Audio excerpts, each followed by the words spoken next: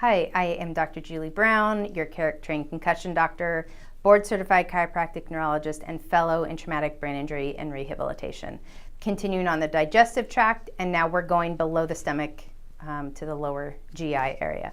So we were on stress. Rest and digest we have is rest and digest. This is good, relaxing, but we're in this stressed out mode and where things can go wrong.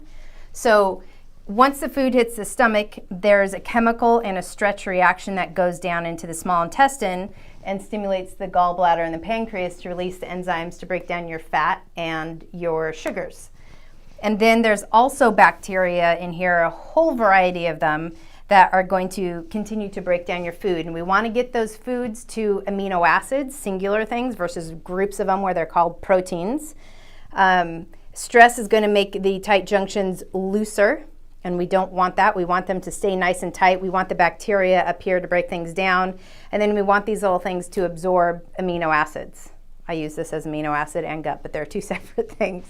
So one interesting thing about the gut flora, which is the bacteria, they are able to do tests, stool tests, as an adult and tell you if you were born via C-section or vaginally.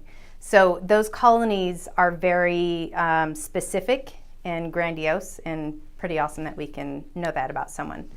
So we have the breakdown here. The fibers go and they scrape the insides of the digestive tract, and we don't feel that. I don't feel pain every time I eat, thank goodness. But when I do, it's usually, well, actually the only way to feel pain is with stretching in the intestine. So if we are stressed out and we're not having motility, or we're not having the gastric juices happening the way they're supposed to stimulate motility, food will just sit in there. And while it's in there, it ferments. So it produces gas, and gas is going to create stretching on the intestine, and then you're going to get abdominal pain or the feeling of bloating.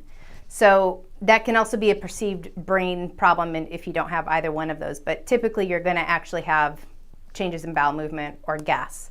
So we don't like stress on the digestive tract. And when foods are not broken down, and we haven't gotten down to the amino acids because of medications that we're taking, because of stress, those amino acids need to be broken down, absorbed, and then they rebuild later to make things like neurotransmitters.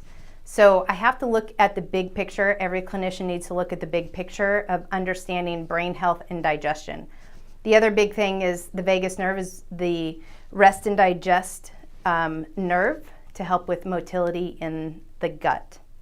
So if you have a brain injury, within 4 hours they're showing changes in the tight junctions of the gut, and that's going to be due to nerves not firing appropriately to control motility and gastric juices. So if you'd like to know more, if any of these are issues for you, you can go to the website, and if not, you can just subscribe to this link to my YouTube. Thanks.